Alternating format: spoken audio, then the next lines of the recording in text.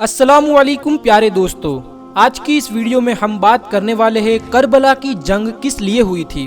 Karbala का पूरा वाकया सिर्फ एक ही वीडियो में बताने वाले हैं, तो आप सभी से गुजारिश है कि आप इस वीडियो को आखिर तक जरूर देखें और साथ ही साथ लाइक करके कमेंट में या हुसैन जरूर लिखें। हजरत अमीर माविया रदी अल्लाह ताला अन्हु की विसाल के बाद आपके बेटे यजीद को खिलाफत मिल जाती है। यजीद एक बदबख्त शैतान था, शराब पिया करता था, जिना किया करता था। यजीद को जब खिलाफत मिली तो यजीद समझ गया था कि मेरी इस खिलाफत को हजरत इमाम हुसैन रदी अल्लाह ताला अन्हु कभी कबूल नहीं करेंगे। इसलिए यजीद ने मदीना मुनव्वरा के गवर्नर वालिद बिन उतबा को ये खत लिखा और उसमें लिखा कि हुसैन इब्ने अली, अब्दुल्लाह इब्ने उमर और अब्दुल्ला इब्ने जुबैर रदी अल्लाह ताला अन्हु को मेरी बैत करने को कहे। अगर वो बैत करने से मना करे तो उन पर जुल्म सितम करो। इमाम हुसैन रदी अल्लाह ताला अन्हु ने यजीद की बैत करने से इनकार कर दिया, क्योंकि यजीद आपके नज़दीक मुसलमानों की इमामत और खिलाफत के हरगिज लायक नहीं था, क्योंकि आप जानते थे कि यजीद बदबख्त था, जिना करता था, शराब पिया करता था और जालिम भी था। इमाम हुसैन रदी अल्लाह ताला अन्हु मदीना शरीफ छोड़कर मक्का तशरीफ ले आए। अब आपको मक्का शरीफ में कूफियों के बहुत सारे खत आने लगे। उन खतों में लिखा हुआ था, ए इमाम हुसैन, आप कूफा तशरीफ ले आए, यहाँ पर यजीद का जुल्म सितम बढ़ता जा रहा है, हम आपसे ही बैत करेंगे, यजीद की बैत हमें हरगिज कबूल नहीं है। आपने हालात को समझने के लिए अपने चचेरे भाई मुस्लिम बिन अकील रदी अल्लाह ताला अन्हु को ये कहकर कूफा भेजा कि जाकर वहाँ के हालात मालूम करो, वहाँ के हालात कैसे है वो हमें बताओ। तो हजरत मुस्लिम बिन अकील रदी अल्लाह ताला अन्हु कूफा पहुँच गए।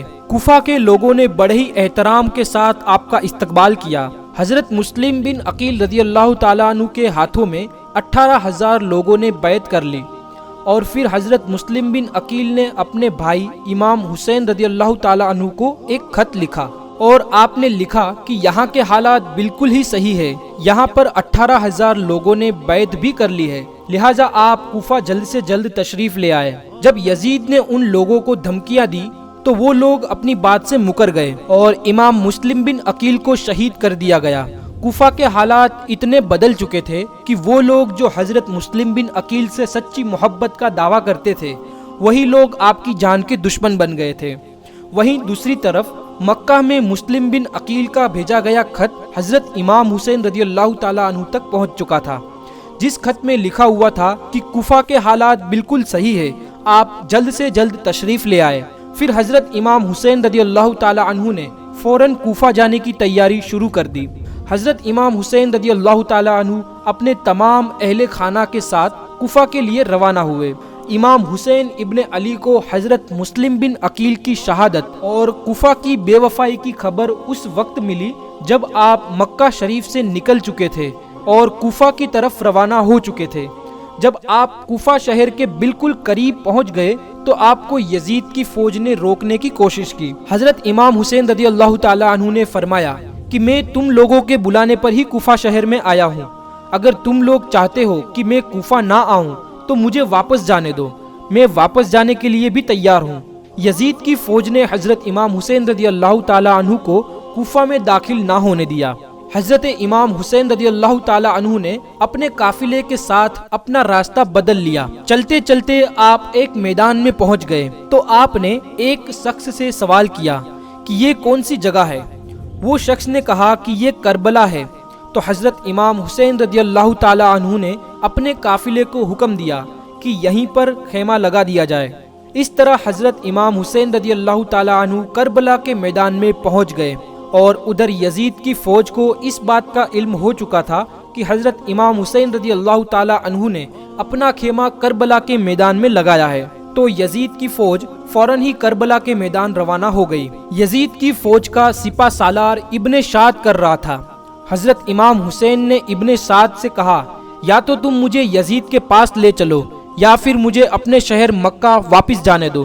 लेकिन इब्ने साद ने इन दोनों बातों में से कोई भी बात कबूल नहीं की और वो हजरत इमाम हुसैन को यजीद की बैत करने पर मजबूर कर रहा था, लेकिन आपने भी उसकी एक बात नहीं मानी। ऐसे ही दिन गुजरते रहे और 3 मुहर्रम का दिन आ गया।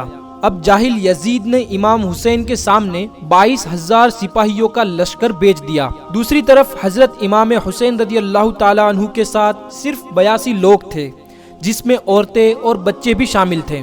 پیارے دوستو، آپ خود ہی سوچئے کہ ظالم یزید کے دل میں امام حسین رضی اللہ تعالی عنہ کا کتنا خوف اور ڈر ہوگا کہ 82 لوگوں کے سامنے 22,000 سپاہیوں کا لشکر بھیج دیا، جو حضرت امام حسین کے سامنے 100 گنا سے بھی زیادہ بڑا تھا۔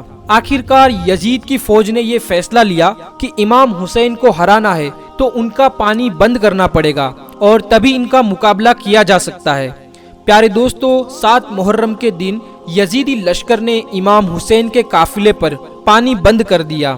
پیارے دوستو، ہم آپ کو بتا دیں کہ کربلا کے میدان میں سوائے نہر فرات کے پانی کا کوئی انتظام نہیں تھا، لیکن 7 محرم کے دن نہر فرات کا پانی بھی حضرت امام حسین رضی اللہ تعالی عنہ کے قافلے والوں پر بند کر دیا گیا۔ حضرت امام حسین اور ان کے ساتھ موجود تمام جوان لوگ اس پیاس کو برداشت کرتے رہے، لیکن چھوٹے بچے اور عورتوں کا پیاس کی وجہ سے برا حال ہو چکا تھا۔ ظالم یزید کی فوج نے امام حسین رضی اللہ تعالی عنہ کے تمام قافلے کو گھیر رکھا تھا۔ انہوں نے یہ طے کر لیا تھا کہ 9 محرم کے دن امام حسین رضی اللہ تعالی عنہ کو قتل کر دیا جائے۔ حضرت امام حسین نے حضرت عباس سے کہا کہ جاؤ اور یہ یزید کی فوج کو کہو کہ ہمیں ایک رات اللہ کی عبادت کے لیے دی جائے۔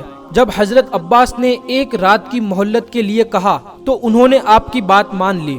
جب تک 9 محرم کی تاریخ آئی تب تک امام حسین کو یہ یقین ہو چکا تھا کہ یہ یزید کی فوج کا مقصد صرف مجھے شہید کرنا ہے۔ اس لیے امام حسین رضی اللہ تعالی عنہ نے 9 محرم کو تمام قافلے والوں کو ایک جگہ پر اکٹھا کیا کہ یہ بات طے ہو چکی ہے کہ یہاں پر موجود جتنے بھی لوگ ہیں وہ 2 دنوں کے اندر شہید کر دیے جائیں گے، اس لیے واپس کوئی لوٹنا چاہتا ہے تو وہ لوٹ سکتا ہے۔ حضرت امام حسین رضی اللہ تعالی عنہ نے فوراً خیمے میں جل رہے سارے دیوں کو بجھوا دیا اور اندھیرا کروا دیا تاکہ کوئی بھی جانا چاہے تو وہ جا سکتا تھا۔ تھوڑی دیر بعد دیوں کو جلا دیا گیا تو وہاں پر دیکھا کہ سارے لوگ وہیں پر بیٹھے ہیں اور آنسو بہا رہے تھے۔ کوئی بھی حضرت امام حسین رضی اللہ تعالی عنہ کو اکیلا چھوڑ کر جانے کو تیار نہیں تھا۔ آخرکار 10 محرم کا دن بھی آ چکا۔ حضرت امام حسین رضی اللہ تعالی عنہ اور یزید کی فوج کے بیچ جنگ ہونا شروع ہو گئی، جہاں پر ایک طرف یزید کی بڑی فوج اور دوسری طرف امام حسین کے ساتھ صرف 72 لوگ تھے۔ اتنے میں فوج یزید کا حملہ شروع ہو جاتا ہے اور ہر شہید شہادت کا جام خوشی سے پیتا جاتا ہے۔ کبھی حور شہید ہوتے ہیں تو کبھی قاسم شہید ہوتے ہیں، کبھی علی اکبر شہید ہوتے ہیں۔ 3 دن کے پیاسے امام حسین کے گھر والے اور تمام لوگ یزید کی فوج سے جنگ کرتے رہے اور ایک ایک کر کے شہید ہوتے گئے۔ حضرت عباس علمدار سے امام حسین کے 6 مہینے کے بیٹے علی اصغر کی پیاس نہیں دیکھی گئی اور آپ نے ایک مسکیجہ لیا اور گھوڑے پر سوار ہو کر نہر فرات کے کنارے پر پہنچ گئے اور آپ نے ایک مسکیجہ بھر بھی لیا تھا، لیکن جب آپ پانی لے کر واپس لوٹنے لگے تو یزید کی فوج نے آپ کے اوپر لگاتار تیر برسانا شروع کر دیا۔ حضرت عباس جب تک امام حسین کے خیمے تک پہنچتے تب تک یزید کی فوج نے لگاتار تیر چلا کر عباس علمدار کو شہید کر دیا تھا۔ اس طرح ایک ایک کر کے تمام اہل بیت کے نوجوانوں کو شہید کر دیا گیا۔ اس کے بعد حضرت امام حسین رضی اللہ تعالی عنہ نے تلوار لی اور لے کر میدان میں اترنے کا فیصلہ کیا۔ امام حسین اپنی تلوار سے کافی وقت تک یزید کی فوج کا اکیلے مقابلہ کرتے رہے۔ حضرت امام حسین رضی اللہ تعالی عنہ کے تنہا ہونے کے باوجود بھی آپ کے مقابلے میں کوئی بھی نہیں آنا چاہتا تھا، اور اس کی صرف ایک ہی وجہ تھی کہ آپ حضرت علی شیر خدا کے بیٹے تھے۔ یزیدی فوج کو یہ یقین ہو چکا تھا کہ ہم کسی بھی طرح حضرت علی کے بیٹے سے مقابلہ نہیں کر سکتے، اسی لیے یزیدی فوج کے کمانڈر نے امام حسین پر ایک ساتھ حملہ کرنے کا حکم دیا۔ پھر تمام یزیدی سپاہی امام حسین پر ایک ساتھ مل کر حملہ کر رہے تھے، لیکن پھر بھی امام حسین یہ ثابت کر رہے تھے کہ حق اور سچ کے مقابلے میں کوئی بھی نہیں ٹک سکتا۔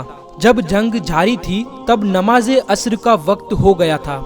حضرت امام حسین رضی اللہ تعالی عنہ نے ایسے مشکل وقت میں بھی اور ایسی زخمی حالت میں بھی عصر کی نماز پڑھنے کا ارادہ کیا، جبکہ چاروں طرف سے لگاتار حملے جاری تھے۔ تو جیسے ہی امام حسین رضی اللہ تعالی عنہ نے نماز پڑھنا شروع کیا تب یزید کی فوج کو وہ موقع مل گیا جس کا وہ انتظار کر رہے تھے۔ جیسے ہی امام حسین رضی اللہ تعالی عنہ سجدے میں گئے تو یزیدی سپاہی نے آپ کی گردن پر تلوار چلا کر آپ کے سر کو تن سے جدا کر دیا۔ حضرت امام حسین رضی اللہ تعالی عنہ کی شہادت کے بعد آپ کے سر کو نیزے پر رکھ کر پورے کوفہ میں گھمایا گیا۔ کربلا کی اس جنگ میں حضرت امام حسین رضی اللہ تعالی عنہ کے گھر والوں میں سے صرف آپ کی ایک ہی اولاد بچی تھی جس کا نام حضرت امام زین العابدین تھا۔ اس کے علاوہ قافلے کی تمام عورتوں کو قیدی بنا کر کوفہ شہر لایا گیا۔ پیارے دوستو، بھلے ہی اس دن امام حسین رضی اللہ تعالی عنہ کو شہید کر دیا گیا، لیکن آج بھی اور تا قیامت تک حضرت امام حسین رضی اللہ تعالی عنہ پوری دنیا کے لیے زندہ ہے۔ یزید شام کے اندھیروں میں ڈوب گیا، حسین چمک اٹھے دنیا میں روشنی کی طرح۔ اگر امام حسین رضی اللہ تعالی عنہ اللہ تعالیٰ سے دعا مانگتے تو کربلا کے میدان میں اللہ فرشتوں کو بھیج دیتا۔ حضرت امام حسین رضی اللہ تعالی عنہ اللہ تعالیٰ سے پانی مانگتے تو اللہ تعالیٰ بارش برسا دیتا، لیکن امام حسین رضی اللہ تعالی عنہ نواسۂ رسول صلی اللہ تعالی علیہ وسلم اللہ تعالیٰ کو راضی کرنے کے لیے سجدے میں اپنا سر کٹا دیا اور اللہ کو راضی کر لیا۔ کٹا کے سر لٹا کے گھر، یہ کہہ دیا حسین نے، اے دین تیرا اے خدا بچا لیا حسین نے۔ امید کرتا ہوں آج کا یہ ویڈیو آپ کو پسند آیا ہوگا اور آپ کو یہ پتہ چل ہی چکا ہوگا کہ آخر کربلا کی جنگ میں ہوا کیا تھا اور جنگ کیوں ہوئی تھی۔ اس ویڈیو کو لائک ضرور کریں اور شیئر ضرور کریں۔ تو چلیے پھر ملتے ہیں ایک نئی ویڈیو کے ساتھ، تب تک کے لیے خدا حافظ۔